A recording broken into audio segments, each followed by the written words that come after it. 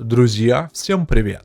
Как вы помните, компания Xiaomi анонсировала выход HyperOS 3 на глобальном рынке, но, как вы понимаете, это все произойдет не очень быстро. Ну а пока до этого момента есть у разработчиков еще энное время, они выпускают новые обновления для HyperOS 2. Потому в этом видео мы с вами рассмотрим, что же интересного добавляется, и возможно есть какие-то новые наработки на HyperOS 3. Так что присаживайтесь поудобнее, и мы с вами начинаем.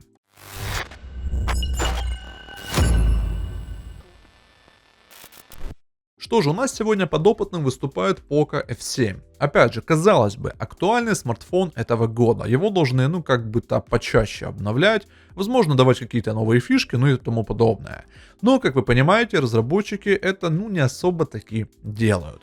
И получается версия прошивки 2.0.206.0, конечно же 15 Android и никаким пока еще 16 и не пахнет, но хотя бы спасибо за актуальный софт. Вообще я думал, что разработчики будут очень так актуально всю эту историю поддерживать, хотя бы выпускать актуальные патчи безопасности, но как вы можете заметить, патч еще от августа 2025 года. Хотя сегодня на дворе уже 2 октября 2025 года. То есть немножечко разработчики, запаздывают со всеми этими обновлениями. Но что есть интересного в системе и вообще что в принципе из интересного добавляется? Кстати, недавно мне на просторах интернета попался интересный такой видеоролик, в котором было показано, что вот та дефрагментация хранилища, которая у нас нынче существует, ее нужно отключать, и вообще она очень плохо вредит устройству, она очень сильно садит ваш аппарат, и тому подобное. Честно сказать, я не сторонник того, чтобы по КД все замораживать, чтобы все по КД удалять и потом иметь кучу проблем. В моем понимании, если эта история у нас в фоне где-то висит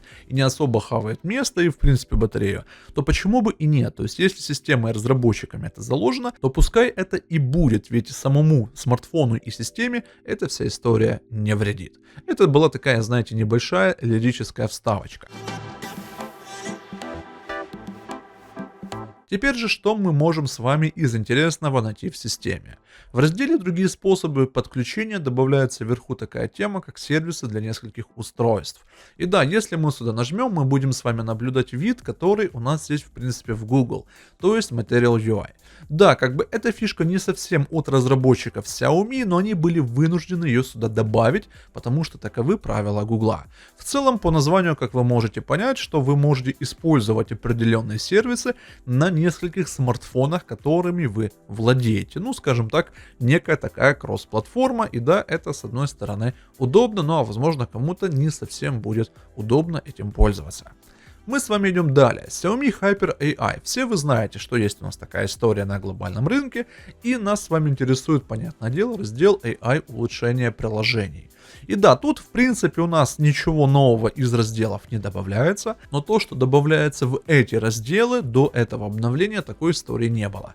Допустим, мы с вами заходим в динамические AI обои, и если вы посмотрите еще прошлые видеоролики, или может быть где-нибудь здесь я откопаю скриншот, который был когда-то там в глобальной прошивке, вы увидите, что из этого меню нельзя было сразу перейти и нажать начать. То есть тут у нас добавляется описание того, что вообще в принципе это такое и как начать это использовать. Правда, у нас недоперевод присутствует. Скорее всего, это уже некая наработка на HyperOS 3, и уже там это должны перевести. Ну а так, видите, почему бы и нет. И то есть это означает, что данная фича будет доступна для всех, а не только для тестеров, или для людей, у которых есть особые права для Mi аккаунта. Еще у нас из интересного в AI-поисковик добавляются истории, как поиск приложений и связь с Windows.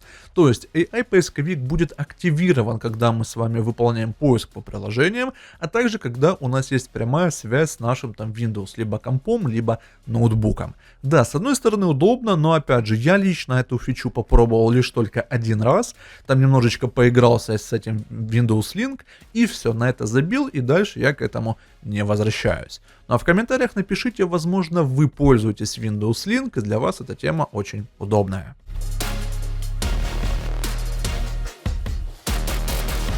Но мы с вами переходим далее. Из такого еще интересного это, конечно же, рабочий стол. И мы тут с вами так плавненько переходим к стоковым обновлениям. Получается, за последнее время разработчики напуляли достаточное количество стоковых обновлений, как для HyperOS 2 и тех приложений, которые есть уже на сегодня в HyperOS 3. Но нас, понятное дело, будут интересовать вопросы в плане анимации, быстродействия и работоспособности аппарата. И вот, в частности, одно из тех приложений, которые за это все отвечают, это системный лаунчер. На примере Poco смартфонов это Poco Launcher. Многие от него плюются, многие хотят от него избавиться, многие ждут, когда же разработчики эту всю историю уберут из прошивки. Но, как вы понимаете, что это не произойдет так очень быстро и придется нам эту всю историю терпеть. Так вот, в недавних обновлениях Poco Launcher добавляется вот сюда история, как дважды коснитесь пустого места. Ну, вернее как, она не то чтобы добавляется, а она переносится из других разделов сюда. Опять же, видимость работы от разработчиков в лучшем ее виде. Получается, что же касается этой версии Poco Launcher. В принципе, аппарат работает очень даже неплохо, я лично доволен. Как вы видите, 2 сим-карты тут стоит, это означает, что аппаратом пользуются на постоянке. Плюс там вайберы, ну и тому подобное. И чтобы не петь кучу тут дифирамб и не плясать, могу сказать, что я лично доволен тем, как отрабатывает эта версия Poco Launcher. Да, понятное дело, не будет тут никакого у нас третьего стиля расположения объектов в недавних, ну и тому прочего. Но каких-то лютых фризов подвисаний я лично не заметил.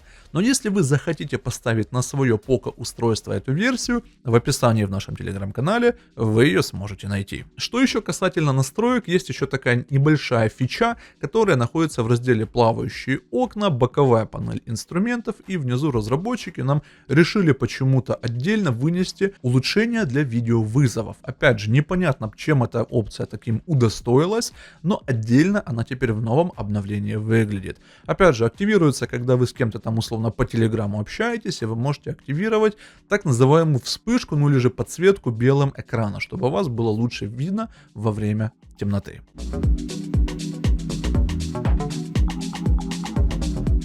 Еще хотел бы немного остановиться на стоковых приложениях. Как вы понимаете, их нужно обновлять вручную, потому что они не всегда актуально могут приходить на наши аппараты Xiaomi.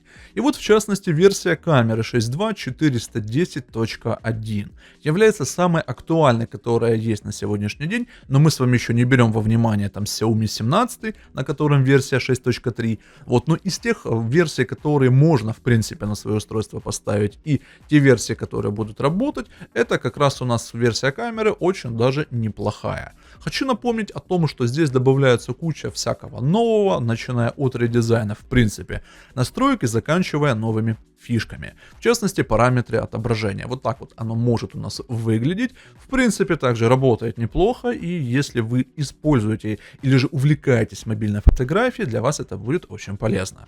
Плюс разработчики еще обновляют вводные знаки, они теперь у нас будут немного отличаться от того, что было раньше, но есть тут небольшой прикол. Когда вы выбираете любую рамку, с которой хотите, чтобы было ваше фото, вы делаете фотографию, заходите в галерею, у вас там буквально там секунда-две светится вот эта рамка новомодная, и потом она пропадает. Как ее обратно вернуть? Вы просто заходите в редактор медиа, который также будет обновленным, и с помощью редактора медиа выставляете эту рамку. Да, есть такой моментик на HyperOS 2, но тут мы с вами уже ничего не поделаем. Что же, друзья, вот такое интересное обновление для HyperOS 2, ну или же для HyperOS 2.2. Как вы понимаете, сейчас больше разработчики сфокусированы на выпуске глобальной HyperOS 3, чтобы это все получилось не очень смазано, ну и чтобы такой хайп-эффект все же получился. Потому что из того, что есть на сегодняшний день для китайского рынка, это очень хороший продукт. И я надеюсь, что и для глобального рынка выйдет что-то аналогичное. Но если я о чем-то забыл упомянуть или остались какие-то вопросы, смело пишите об этом в комментарии, там мы с вами и пообщаемся. Ну а на этом у меня на сегодня все. Спасибо за внимание и до новых встреч.